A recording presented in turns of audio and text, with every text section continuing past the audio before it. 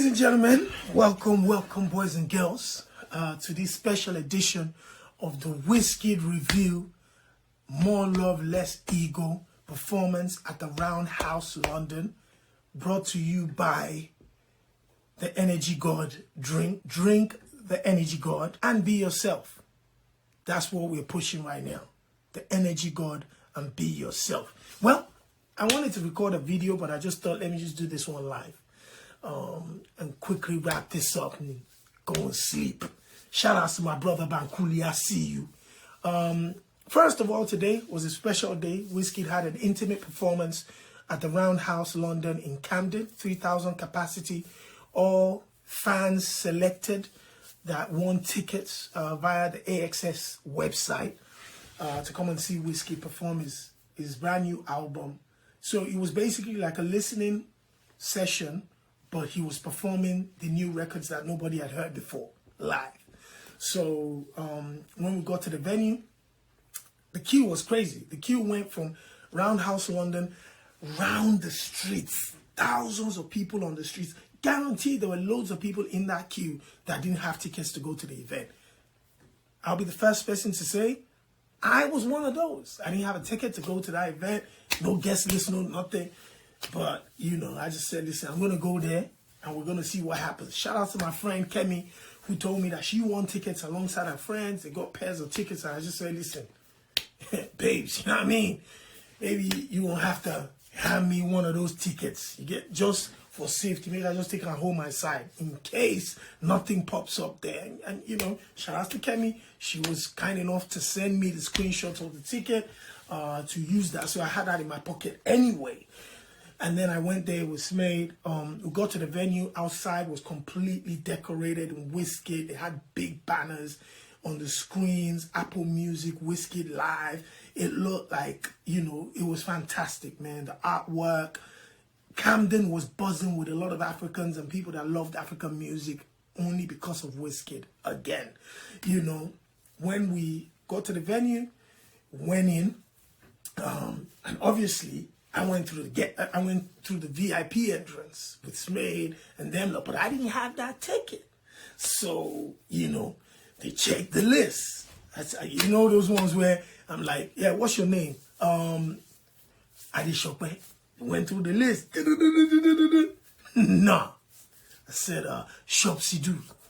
Went through the list. No. I said, Energy God. They went through the list.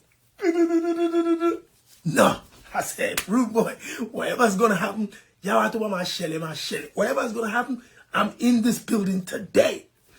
So it's made me a phone call. It so happens that Wizkid sent my brother Bazzi to come get me. Say, listen, Shopsy cannot be outside. You know, I didn't want to disturb nobody for no guest list. You know how these things are. You know, people move funny when it comes to guest lists. I don't want to be stressing nobody. But Wiz was like, yeah, go bring Shopsy. So that's how I got this pass. My own pass was like different. They just get Shopsy in the building. Even though we can't even use our phone. So once we walked in, they asked for your phone, they put it in this pouch and they lock it up. That lock, even Jesus can't open that lock, bro. You need a machine to open the lock to get your phone out. So once we entered that building, it was phones out, nothing. So we walked into the hall and there was this incredible set that was developed. No word of a lie, I'm thinking the production costs for that set will probably be in the region of like 200, 250, something crazy. They built like, it's almost like a flower and it goes in ascending order and has like a runway, all white. DJ Tunes was at the top, and then the instrumentalists, you can see their instruments lining down till it touches the runway. And, you know, that runway is in the middle, and Roundhouse goes around that. Ground floor and top floor. And then on top of the stage, there's a massive kind of globe. It looks like a space vibe. Apple Music went in. They spent the moolah. You know what I mean? They spent the money. Once you walked in there, you see the set, you're like, nah, it's almost like what Skepta said. You see the set, that's Lies, that's theirs. You see the set, that's Wiz, that's Apple. Going back to the vibes. So I was in the crowd. You know me, I'd come in on a one-leg-in type of vibe. You know, shout out to my friend who gave me a ticket that was security for my pocket. But I wasn't supposed to be amongst where everybody was in the VIP. But what happened was, because Wizkid has sent Bazzi to come get me and give me a pass, that pass meant I could move however I wanted to move. You know what I mean? But still, I had to respect myself. Word is bond. I still had to make sure I check myself. So about maybe 30 minutes in, DJ Tunes was playing music, just keeping the vibes good, playing everything from Organize. Every other day we organize. And then he took us back with some African music. He went with Don't Get It Twisted. Love is a Beautiful Thing. Bang, bang, bang, bang, bang, bang. Bang, bang, bang. And some oh yeah. And some boom, boom. All of a sudden, it feels like I'm hearing P Square everywhere I go now. Everybody's kind of bringing out the P Square hits. Boy, Chop My Money, everything. Willow, all of that. And then I went upstairs to join, you know, them Smay. When I got to where the VIP was, I've got to be honest with you, there was some VIP in the stands. We had Oscar winner Daniel Kaluuya in the stands. We've got head of black music at Apple, Ibro Dadden, head of hip hop at Apple, Ibro Dadden in the stands. You know, I've got NSG in the stands. We've got the composers in the stands. We've got Jules baby in the stands. We've, you know, everybody is in the stands. Every single celebrity. Someone went to get us a drink. Babs went to get us a drink, and he was like, Skepta's at the bar trying to fix himself something. Like, everybody who was anybody in the UK was in that building. In that building. The VIP section was loaded. You know, whatever type of creative industry you're in, you've got someone next to you that's holding it down there. So we're there, you know, people started coming in, and then Wiz was supposed to go on stage at 9. However, because of the amount of security and checking and then locking everybody's individual phones, it meant that a lot of people couldn't get in quick. So I think they pushed that to like 9:30 just to make sure more people came in. Because remember, the lines had gone through the streets. There's nobody driving through Camden today that would not have asked the question, who is performing today? What's happening? First of all, the amount of black folks on the streets. And second of all, the amount of beautiful black queens in the streets. And third of all, the amount of people in the queue. Who's performing today? You know, so they let people in, and all of a sudden we just saw the band in their all black. Everybody was in the all black, you know. DJ Tunes' silk shirt, looking swagged out, shades shining from a million miles away. And the instrumentalists, they climbed that kind of flowery type. I don't know how to describe it. When you see it, you'd understand. They went into their positions, and we knew it was time for Starboy, a.k.a. Big Wiz, a.k.a. Wizkid, to come in. And DJ Tunes stopped playing. And we just said, Joro, Joro, Joro. Ibella no straight. The place went off straight. No time. That place went crazy. He followed that off with Fever. And then he now said, listen, he's about to introduce his new album to the world, and he wanted to start performing some of the records. Now, you have to understand, 3,000 people in that building, and barely any one of us had our phones. So we couldn't even stunt to get ginger. We couldn't send videos out so that people can send messages in to say, man, I'm missing that ginger. We couldn't do nothing. We were just like focused on the performance and what was happening. And then he was performing new records, which meant that these are records none of us had heard before, apart from people in his camp. So we're very attentive. We're looking at him. We're listening to the record. You've got critics. You've got, you know, everybody's listening. He starts performing these records. And the first couple of records I heard, like, dope music, but different sound, almost kind of soul, R&B, Afrobeats type of sound, like 70s, 80s. I don't know how to describe it, but what came to my mind was like the 80s soul music type of vibe with Afrobeats music. And I'm thinking, Wizkid, Wizkid too low. He went to the left. He went to a completely different side to pull out the sound. And whilst he was performing his first two records, I'm looking at the crowd. Everybody's so attentive and calm and trying to listen to the record and soak it in. I'm thinking to myself, like, this is a brother that knows his position. This is somebody that knows his position within the culture. He knows his gift. He knows his talent. He loves his music and will not allow himself to be influenced by what the world is doing right now. It's one of the most difficult things to do in the creative industry, to block out the noise and to do what you like, knowing that what I like as a creative is what my fans would like. It's a different skill set. It's a different skill. And, you know, shout outs to Wizkid and a couple of the leaders in this new school that are believing in their craft enough. You know, this is Wizkid 12 years down the line, breaking all sorts of records at the top of his game. You know, on stage, he was just vibing. He came out in the all blue. You know, everybody was dressed in all black. So he came out in the all blue, silk type of shirt and silk trousers, you know, button down, six-pack, showing with six-pack. Wiz, yeah. And obviously the girls in front were going crazy. He starts performing these records, and like I said, the sound is different. It was a little soul 80s Afrobeats R&B type, you know. And that was the first and the second record. And then he gets into this third record, and this third record, you know, caught my attention a little bit, because at the beginning of the record, there was like somebody speaking.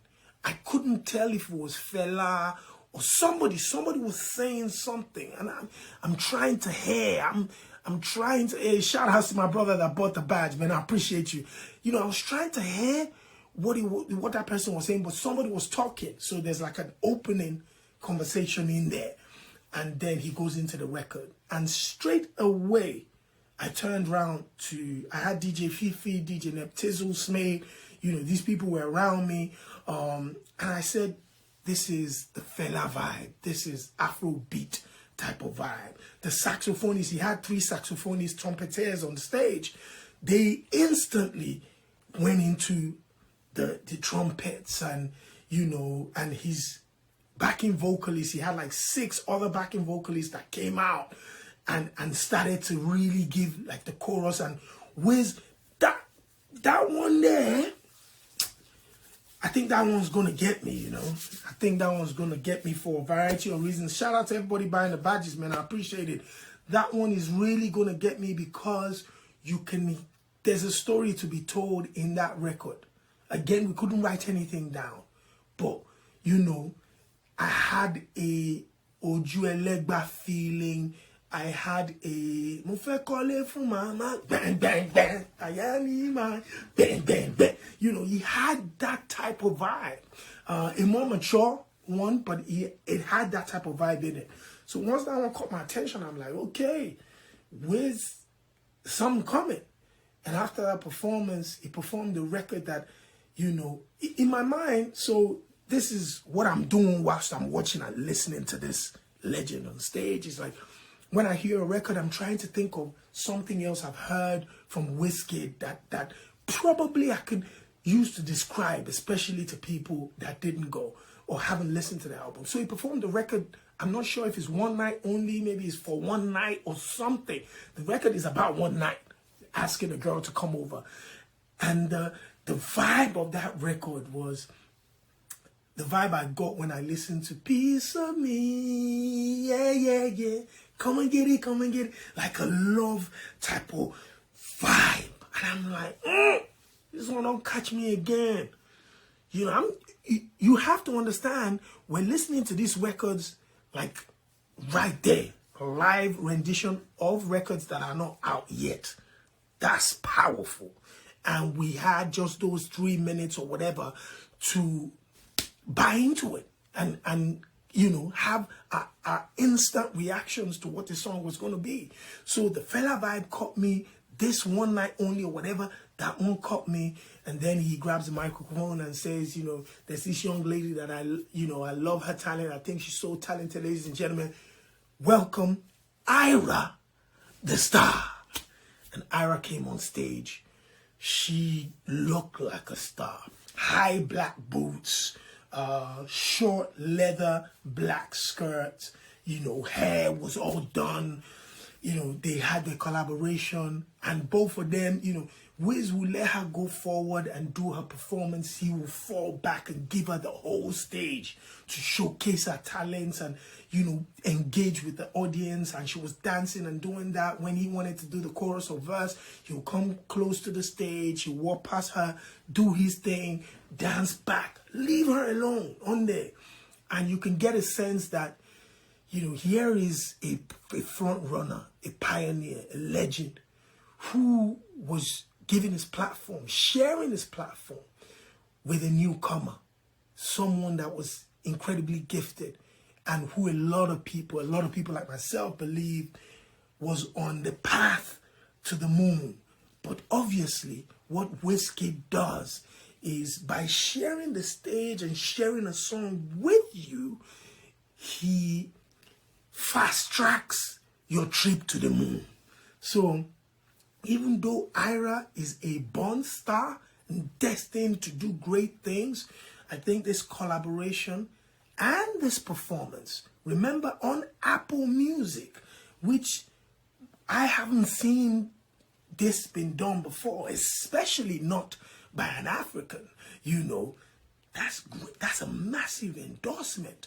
And when they finished their song, Wiz was like, you stay, I'm coming, you know, stay on stage, I'll be coming. He went to change and left Ira Star on stage to perform 2 extra records. He goes into Bloody Samaritan, and obviously the crowd went absolutely nuts, singing every lyric, performing to her. And when she finished that, she performed the latest record, Rush, and got an incredible reception as well. And by the time she finished her second song, which was ultimately her 3rd song on the night, Wiz was ready to come back out in an all-white, swagged out sweater type top, and then silk trousers. But you know, Wiz is on a silk mission. I need to check what these designers are saying. You know what I mean? And he came back on stage, and he goes into the performances where he's like, are there any Day One Wizkid fans in this building? Yaga. Them say them. Baba. Forget. Lati Benyelo. Fajilawa. Everything, everywhere bust 2 seconds. Place went crazy. He goes into Caro, you know, he goes into all of these records, you know, and then there was a part where he played Daddy Yo, and the energy for Daddy Yo was so crazy. Wizkid was at the beginning, at the front of the stage, and he was like, we gotta pull this back. Pull this back, pull this back, pull this back. They pulled the record back, the place went off. When he performed Back to Me, I need to tell you this. Anybody that's been telling you about that record, no sure that record, oh, the record don't blow. Everybody in the audience, 3,000 people were ready. Dance Baby Birthday to Me. Everybody was going. Back to Me is blown. Forget, when he comes into your city and he's performing that record, trust me, watch everybody in the audience. You watch everybody in the audience. It's just like the record balance, where he tells them to turn the place up and he starts to perform the record balance to us. And that record balance, you know, there's something about the chorus, then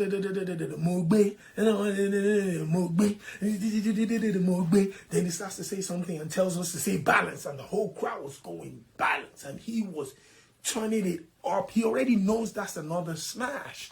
You know, this guy, listen, he's at the forefront of the culture. Obviously, he's got, you know, colleagues at that level that are doing incredible things, but his decisions might be the decisions he makes or the decisions God makes for him. But every time this brother looks like he just makes certain decisions that just kind of, you know, just makes things, everything, you know. And tonight was a fantastic one. When he performed, I forgot what record he performed. People started throwing bras at him, and then he got to a point where he was like, "Yo, me and DJ Tunes have have you fans at heart," or something like that. Your interest at heart, and it just dropped. My days, and then they changed the lights of the stage. That big tube at the top just turned to red. And he's like, grab every girl and whine, and the whole room just became sexy. Like that, like voila, the place turned around. Dim the lights, turn the red lights. Your love gives me one unconditional. Place went crazy. Performed Essence, the place went crazy, you know, and then goes into Ojuelegba.